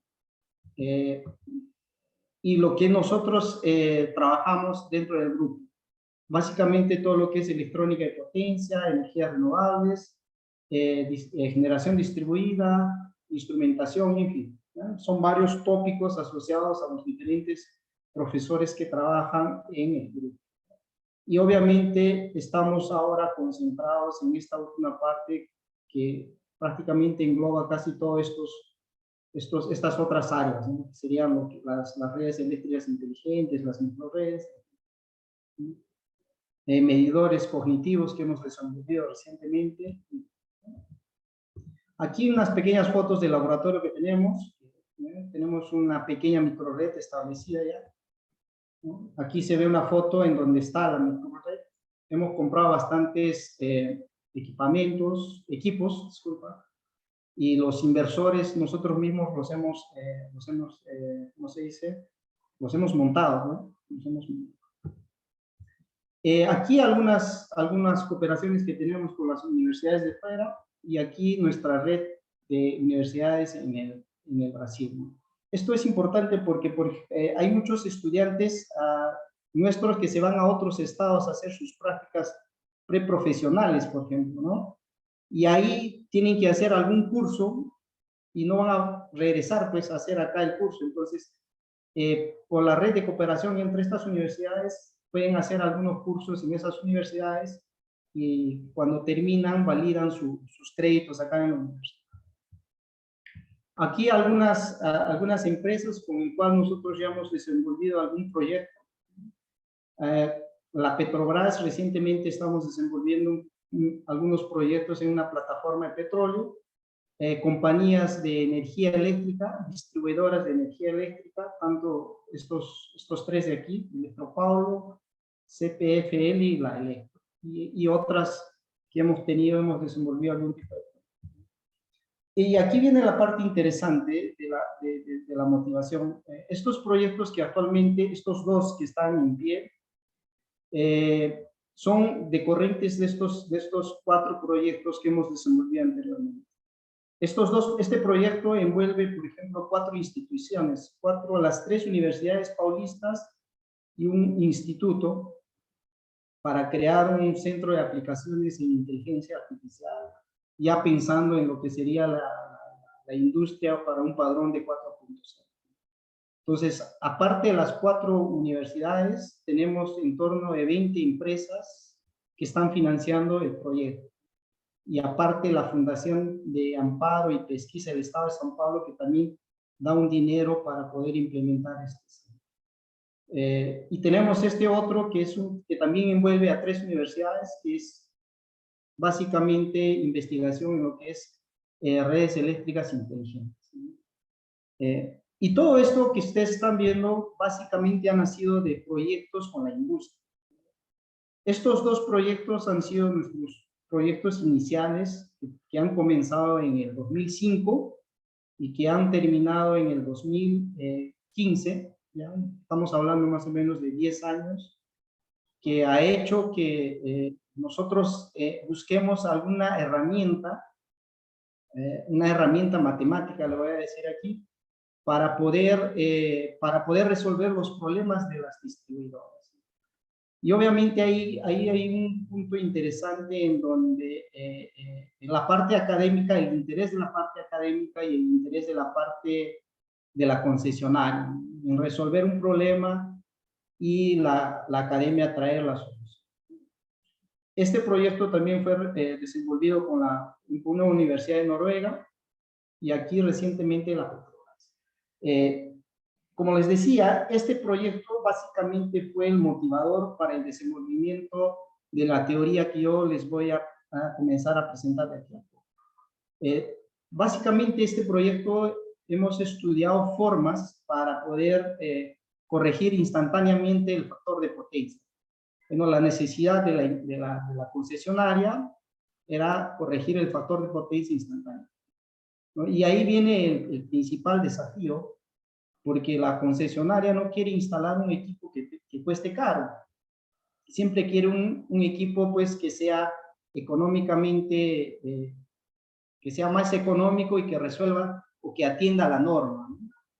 Entonces, a raíz de ese proyecto es que nosotros empezamos a desenvolver lo que hoy en día se conoce como teoría de potencia conservativa. Porque para poder definir un dispositivo que te corrija el factor de potencia, hay necesidad de saber qué tenemos que compensar, ¿no? Como sabemos, tradicionalmente las industrias usan bancos capacitivos para corregir el factor de potencia, ¿no? Pues estos bancos capacitivos pueden ser fijos o conmutados, que corrigen el factor de potencia.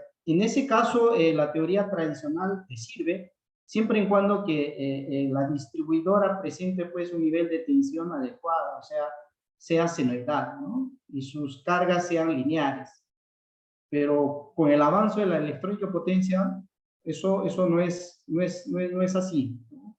Entonces empieza a haber un flujo de armónico y muchas veces los bancos capacitivos instalados en la industria comenzaron pues a presentar problemas del tipo quemarse, el sistema de protección comenzó a actuar y en fin, una serie de problemas que comenzaron a tener las cosas.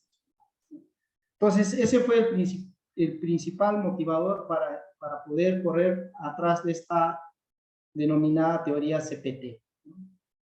Que básicamente define términos instantáneos, ya la potencia instantánea, comienza todo con la potencia instantánea como el producto del vector de tensiones por el vector de corriente, ¿no? Y similarmente a esta potencia instantánea, se define un nuevo parámetro, una nueva grandeza instantánea denominada energía reactiva instantánea. Para esto usamos la tensión, la integral de la tensión sin valor. Entonces es una grandeza que se define siempre pensando en lo que los bipolos pasivos, o sea, los capacitores y los inductores trabajan. Como sabemos, tanto el inductor y el capacitor son funciones integrales de esta. Entonces, esta tensión que viene, este voltaje que ustedes están viendo aquí, no es más que la integral de la tensión y le sustraímos el valor medio de este voltaje. Entonces, esto nos da una variable nueva llamada energía reactiva instantánea, ¿ya? Y obviamente si nosotros le sacamos el valor medio a estas dos variables instantáneas, nosotros vamos a tener pues lo que ya conocemos, por ejemplo, como potencia activa, y aquí sería una definición de energía reactiva. Esta energía reactiva, cuando tenemos circuitos con dipolos pasivos, inductores y capacitores, está asociado a la energía media almacenada entre los inductores y los capacitores en aquel circuito, ¿ya? En base a estas cuatro grandezas, se puede entonces descomponer la corriente que está circulando en un determinado circuito o en el punto de acoplamiento común, por ejemplo, de una microred, ¿no? Y ahí entonces tenemos la decomposición. Esta es la corriente total que está circulando ya en el punto de acoplamiento común entre un generador y una carga. Y a depender del comportamiento de la carga, nosotros podemos descomponer esta corriente en una corriente instantánea denominada corriente activa, balanceada, corriente reactiva balanceada, una corriente de desequilibrio y una corriente residual que estaría asociado con los armónicos que hay en el sistema o en el circuito eléctrico.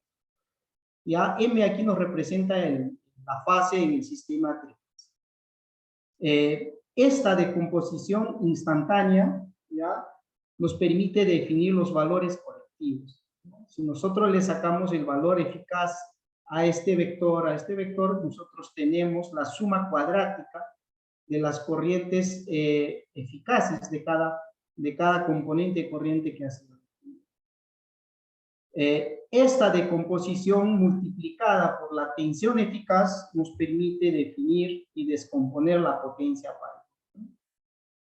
Entonces, en un sistema genérico donde la tensión y la corriente están desfasadas, tienen desequilibrio, presentan armónicos en la forma de onda, se puede descomponer entonces en cuatro componentes.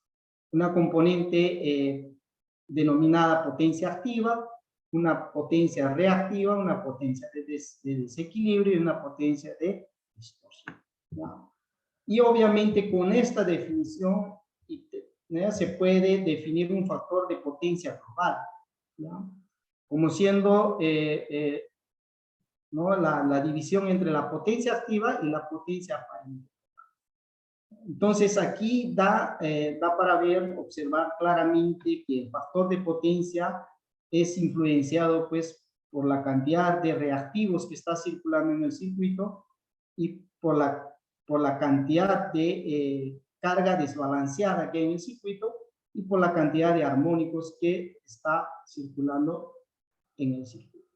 Entonces esto nos da una idea de cómo el factor de potencia en un sistema genérico con tensiones y corrientes pues con formas de onda que no sean senoidales, el factor de potencia va a ser cada vez más bajo. Y esta es la preocupación principal pues de las concesionarias, ¿sí? Porque por un lado ellos tienen que atender a sus clientes con un factor de potencia adecuado, y por otro lado la propia industria es penalizado por un factor de potencia bajo.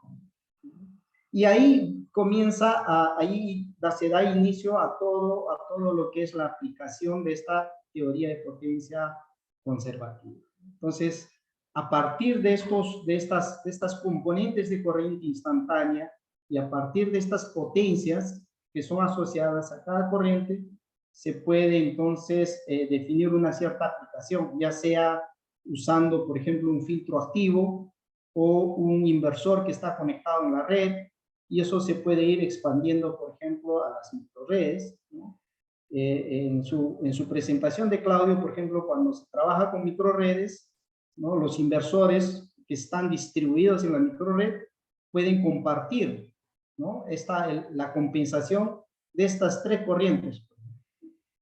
Lo que Claudio, por ejemplo, hizo es, estas tres componentes son compartidas entre los generadores distribuidos de la microred. Para eso, él usa, por ejemplo, el algoritmo de consenso, ¿no? Entonces, ahí tienes una distribución adecuada de los esfuerzos de compensación de cada generador distribuido. Entonces, a esta decomposición se le va ¿no? Se aprovecha de esta descomposición para tener pues aplicaciones prácticas, ya sea en circuitos específicos o en microredes. Y aquí viene la parte interesante. Hasta acá se ha descompuesto en 4 componentes de corriente, que desde el punto de vista práctico, aplicación práctica, es suficiente y se usa el dominio del tiempo, ¿no? Una formulación que es basada en el tiempo.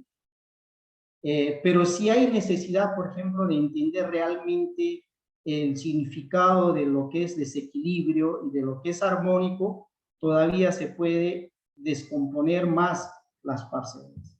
Por ejemplo, esta parcela de desequilibrio se descompone en una parte activa y una parte. O sea, un determinado circuito puede presentar solo desequilibrio debido a la parte reactiva o debido a la parte activa o ambos. Pero como les decía, del punto de vista práctico, lo que nos interesa no es compensar individualmente o esta componente y sin esta componente. Similarmente, en el caso de las armónicas, por ejemplo, que sería la corriente residual, hay un aspecto bastante controverso, bastante difícil, diría yo, para poder identificar quién es el que genera la armónica. ¿Es la carga o es la propia fuente que está imponiendo armónico en el punto de acoplamiento? Aquí nosotros, en esta componente, no tenemos esa información. Él dice que esta componente nos dice que la señal de corriente tiene una armónica, pero no nos dice quién está generando esta armónica. Si queremos saber de dónde viene la armónica, podemos hacer uso del dominio de la frecuencia y descomponer esta corriente en 3 componentes. Hay una componente activa dispersa, una componente reactiva dispersa y finalmente la corriente armónica generada por la. ¿Ya?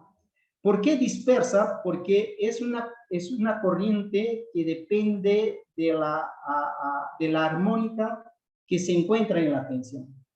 ¿ya? Si la tensión es senoidal y una carga no lineal, la única corriente que vamos a tener es obviamente la corriente que la carga está generando, la corriente armónica. Estas dos componentes serán nulas, cero. Pero si tenemos presencia de armónicas en la tensión, surgirán estas dos componentes. ¿Por qué surgen esas dos componentes? Como nosotros hemos asociado la parte, es decir, la corriente activa es siempre asociada a una porción de potencia activa, o sea, tenemos una conductancia que va a variar con la frecuencia. Y aquí en la parte reactiva vamos a tener una reactancia que también varía con la frecuencia. Esa variación de la conductancia y de la susceptancia hace aparecer entonces estas dos componentes, ¿no? En un sistema práctico, por ejemplo, de una distribuidora, como los niveles de distorsión son controlados o son bajos, abajo de 10%, por ejemplo, estas dos parcelas de corriente o estas dos componentes son insignificantes, entonces no hay necesidad de componentes. Por eso que nosotros usamos directamente esta componente para poder compensar la corriente armónica que está circulando en el circuito.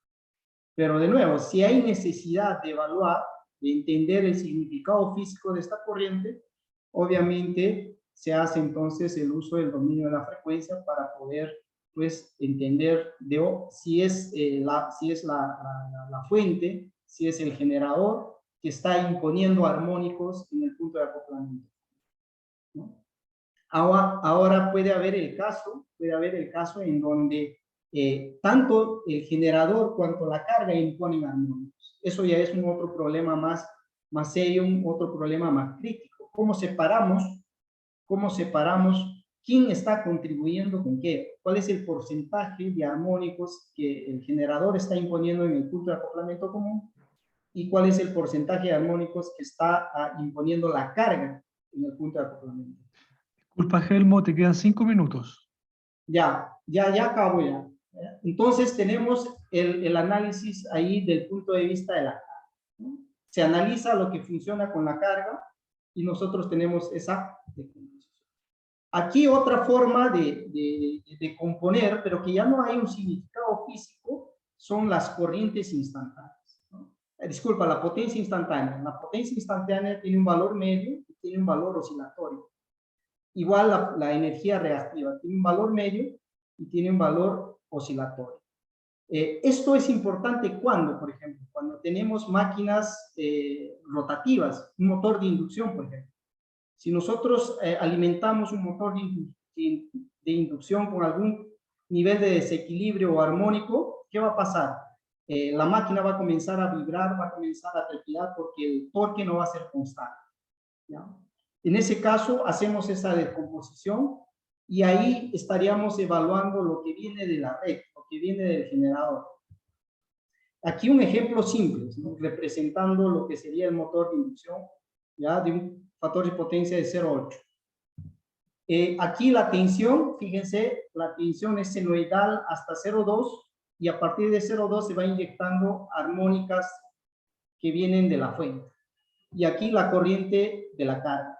Fíjense que cuando no hay armónico, la corriente también es senoidal, y así comienza la inyección de armónicas, la corriente se comienza a distorsionar un poco en su forma de onda. Eso esconde una información bastante interesante cuando hacemos la descomposición de la corriente. Tenemos una parte activa, una parte reactiva. Como la carga es balanceada, no hay carga desequilibrada, no hay corriente de desequilibrio, es cero.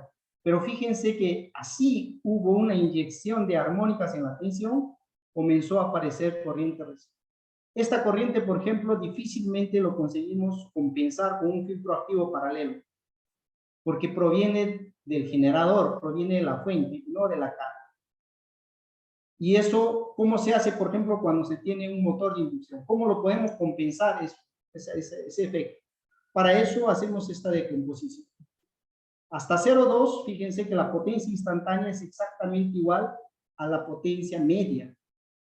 Pero cuando empieza a se inyectar las armónicos, comienza a surgir una potencia oscilatoria. esta potencia oscilatoria que tiene que ser compensada para que el torque en la máquina sea constante, ¿no? Entonces, para eso utilizamos esta descomposición de aquí atrás y como referencia utilizamos estas corrientes de compensación en el filtro activo o en el inversor que está conectado.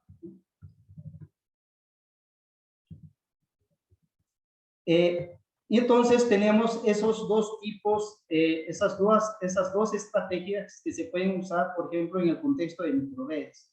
Una que busca compensar el factor de potencia, ¿ya? Y otra que busca mantener la potencia constante para cargas especiales, como el ejemplo de un motor de inducción trifásica. Entonces tenemos el punto de vista de compensación de la carga y el punto de vista de compensación del lado de la.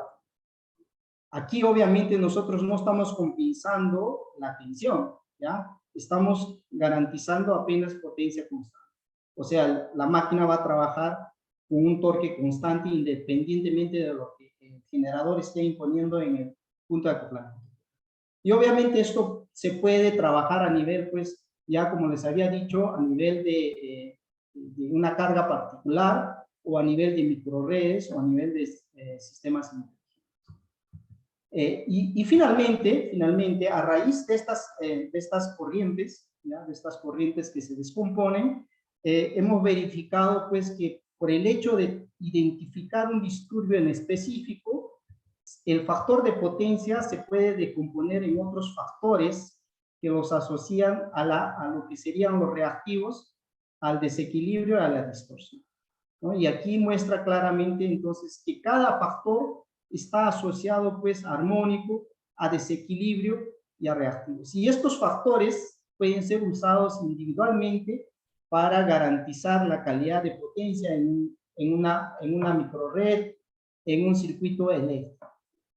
Entonces, básicamente lo que yo tenía para presentarles era esta teoría y ver cómo, ¿no?, esta teoría puede ser pues aplicado en lo que son las microredes para la compensación, sea del punto de vista de la carga o sea del punto de vista de la red, ¿no? De la red, para poder garantizar esta potencia constante. Y aquí el significado físico de cada factor que les había dicho. El factor de reactividad está asociado con el coseno de phi que conocíamos allá para tensiones y corrientes senoidales. Pero este factor de reactividad incluye el efecto de los armónicos en el reactivo. El factor de desequilibrio está asociado con el factor de secuencia negativa y el factor de secuencia cero, ¿no?, que tiene que ver con el desequilibrio. Y finalmente el factor de no linearidad es la distorsión presente ya en el circuito.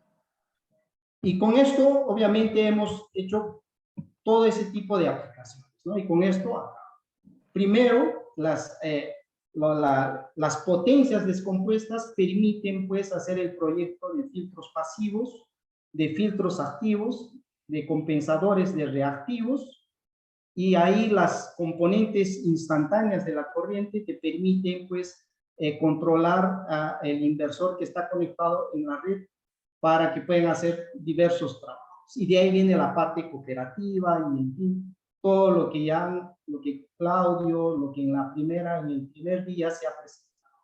Y recientemente hemos entrado a este tema.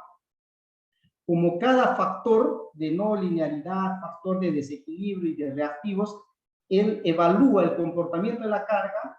Con estos factores se puede hacer lo que se llama, por ejemplo, desagregación de carga, ¿no? En un circuito, en una residencia, por ejemplo, la energía es tarifada al final de mes por todo, no te dice, no viene discriminado, ¿no?, como la tarjeta de crédito, ¿no? Entonces, con esto nosotros conseguimos, por ejemplo, a lo largo del mes, identificar cuánta energía ha consumido el microondas, por ejemplo, cuánta energía ha consumido la refrigeradora, y así, al final del mes, nosotros podemos tener un control de la eficiencia energética en la residencia más adecuada, ¿no?, para poder economizar energía. Y ahí la cuestión también de eficiencia energética. Cada dispositivo, cada equipo en casa, cada aparato en casa, por ejemplo, siempre viene con su sellito A, B, C, que tiene que ver con la eficiencia energética.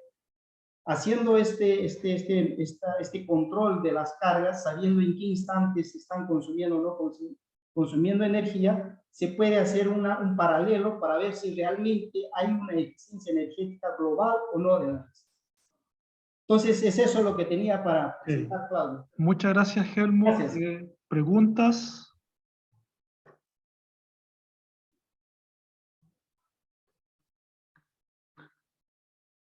Roberto. Sí, no quiero atrasarme mucho en el tiempo. Bien cortito, Helmut, gracias por la presentación. Yo soy ingeniero civil eléctrico y trabajo en máquinas eléctricas, entonces el tema de potencia y lo que tiene que ver también con diagnóstico, me interesa también la parte de análisis de firma espectral de las corrientes para detectar fallas en máquinas la teoría que presentaste, al menos yo no la había visto de esta forma, esta capacidad de descomponer la corriente entre sus distintas componentes, identificar su origen, me parece sumamente interesante y a mí me gustaría, y escapo un poco a lo mejor del workshop, pero me gustaría ver si hay alguna posibilidad ahí de colaboración en ese sentido. Solo una pregunta bien básica, porque como te decía, esta forma, esta metodología yo no la había visto. Hay una diapositiva de las primeras cuando tú comienzas a plantear la teoría donde haces el cálculo de la potencia media y después tienes el cálculo de la W, que es la potencia reactiva. Son dos integrales, son dos productos puntos de vectores y después vienen las integrales. ¿No? ¿Poco antes de eso? Por ahí, esa.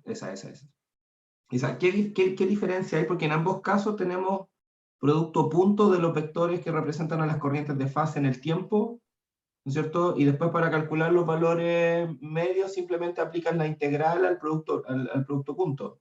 ¿Qué diferencia hay en la W? ¿Qué es lo que significan esos gorritos en cada uno de los elementos de los vectores? Como la parte reactiva está asociado a lo que son el almacenamiento de la energía entre el inductor y el capacitor. Nosotros hemos aprovechado esa definición de las derivadas y las integrales. O sea, si nosotros derivamos a la tensión o lo integramos a la tensión, ya haciendo una analogía entre el P instantáneo. Aquí es la tensión y la corriente. El producto entre estos dos vectores nos da la corriente instantánea.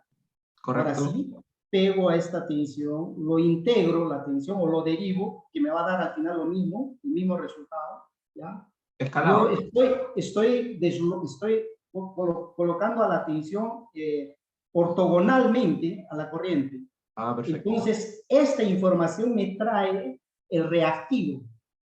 Sería una forma de reactivo instantáneo, igual que la potencia instantánea.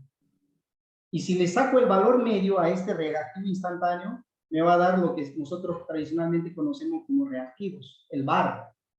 Sí, pero ¿cómo hace? Porque estos valores son sinusoidales en el tiempo, entonces al ser sinusoidales vas a tener un efecto de atenuación o amplificación por la frecuencia en función de si derivas o integras. Perfecto. Exactamente a eso se asocia el significado físico, porque cuando nosotros tenemos inductores y capacitores, exactamente va a pasar este fenómeno. Cuando tú alimentas un inductor o un capacitor, tú vas a atenuar y vas a amplificar el armónico que está envolvido. Entonces nosotros aprovechamos de esto para poder decir, vamos a definir un otro término que allá al final nos va a decir que esto es la potencia reactiva, pero ya incluido con el efecto sea para atenuar o sea para amplificar de las armónicas que están envolvidas. Ya, ok,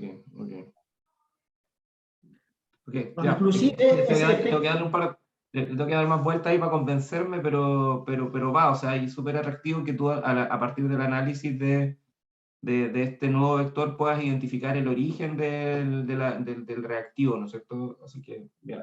Gracias, Helmut. Porque, ¿qué pasa? Solo para afinar, ¿qué pasa cuando, por ejemplo, tú quieres compensar el reactivo instantáneamente? hay necesidad de una corriente instantánea asociada a esto. Entonces, la única forma de que consigamos una corriente de referencia instantánea es haciendo este mecanismo de integrar o derivar la tensión y obtener una corriente que se le va a llamar reactiva, ¿no? Que va a estar asociado a la potencia reactiva ahí del circuito. Bueno, solo comentar que ahí en el link de los correos que les envío, ahí están los correos de ambos y siéntanse libres, digamos, de intercambiar correspondencia, porque esa es la idea de estos seminarios, como de identificar algunas potenciales áreas y empezar a colaborar. Así que bienvenido sea. Miguel. Sí, gracias. Tengo una, yo, al igual que Roberto, entendí hasta el primer producto punto nomás. No, o sea, aquí simplemente como para retomar la idea, el W, ¿no es cierto? El omega T que aparece ahí, entonces, no es directamente el Q que conocemos todos. No. Perfecto. Yo lo puedo calcular el Q si le multiplico acá por la frecuencia angular, que sería el Q instantáneo. Exacto. Creo que hacia ahí apuntaba. Y tal vez este punto sea el punto más crítico a ser discutido, ¿no? Ahí viene la pregunta, ¿por qué definir de doble T y no QT, ¿no? Que sería en realidad la potencia instantánea? Excelente. Eso ya tiene otra motivación, porque si nosotros le ponemos acá la frecuencia angular, y cuando nos vamos a lo que es microredes, esta frecuencia puede variar. Entonces, si esa frecuencia varía, obviamente la potencia reactiva que estaría tendría que ser, como te digo, rastreado por un PLL, por ejemplo, para poder hacer el valor medio adaptativo conforme la frecuencia varía. Vale. ¿Ya? Ese es el punto crítico que tal vez requiera un poco de discusión. Entonces, para evitar el W, la frecuencia angular aquí, nosotros le hemos quitado eso. Como diciendo, hay una energía reactiva ya. Por eso que aquí se define esto y después cuando se decompone la potencia aparente, medio que desaparece eso. Solo que esta potencia reactiva es directamente proporcional a la energía reactiva veces la frecuencia angular veces la distorsión de la tensión que hay presente en esto. ¿No? En una situación, por ejemplo, senoidal, da para probar que esta potencia reactiva es igual al producto de la frecuencia angular veces la energía reactiva, es igual a BI seno de phi, lo que nosotros tradicionalmente conocemos. Claro. Ok, ¿más preguntas o terminamos? Ya, yo creo que terminamos si no hay más preguntas. Y bueno, les recuerdo, por favor, en el doodle que les envié, registrar sus disponibilidades para definir el día y la hora de la fecha 3 y 4. Así que muchas gracias por su asistencia, muchas gracias Germo y a todos los expositores de hoy día, y nos vemos en la fecha número 3. Que estén bien, chau, chau. Gracias, chau. Chau.